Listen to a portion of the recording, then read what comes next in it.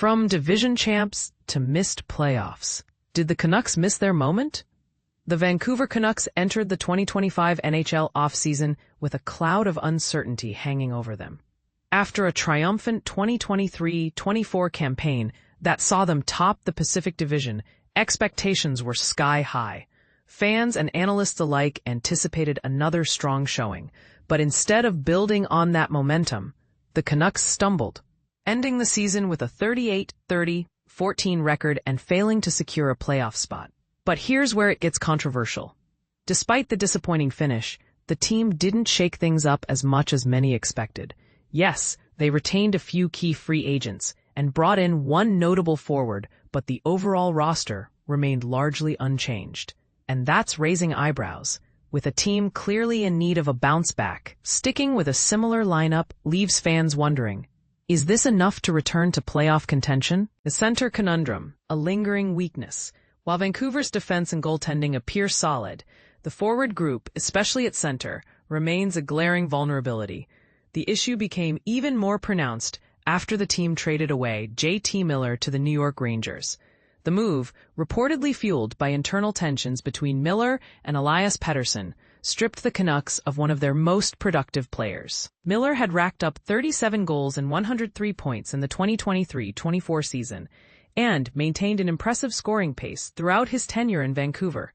Pettersson, meanwhile, struggled to live up to his hefty contract extension.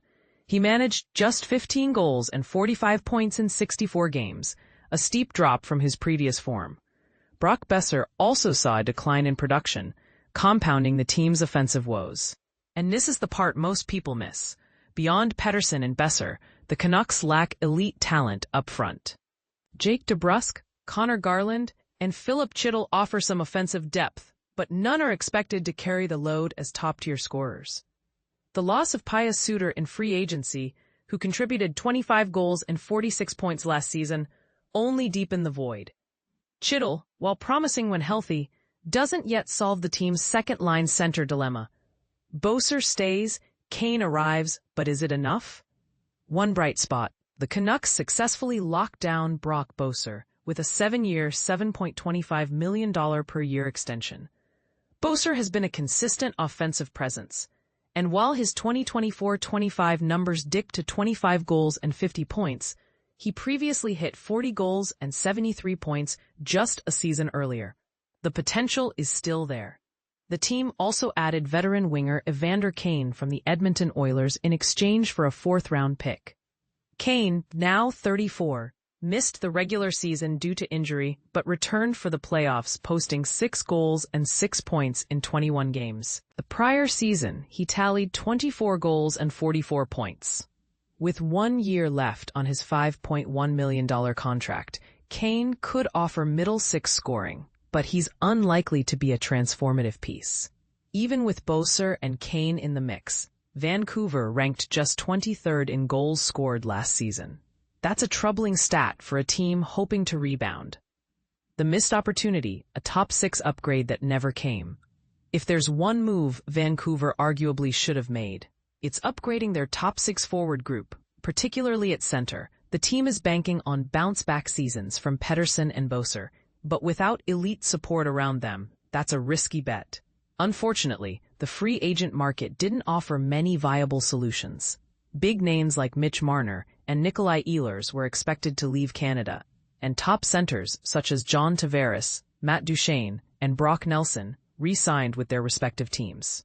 The Canucks reportedly pursued Marco Rossi, a 24-year-old restricted free agent from the Minnesota Wild. Rossi, a former 9th overall pick, had a breakout year with 24 goals and 60 points in 82 games. But acquiring him would have required significant assets, something Vancouver may not have been willing to part with, given their relatively thin prospect pool. A team at a crossroads. The Canucks are built around a core of players in their mid to late 20s, which should align with a competitive window. But without a meaningful upgrade to their top 6 forward group, it's hard to envision them as serious contenders next season. So here's the question that could spark debate. Should the Canucks have gone all in to land a top-tier center, even if it meant sacrificing future assets? Or was their cautious approach the smarter long-term play? Drop your thoughts in the comments. Did Vancouver play it too safe, or did they make the best of a tough market?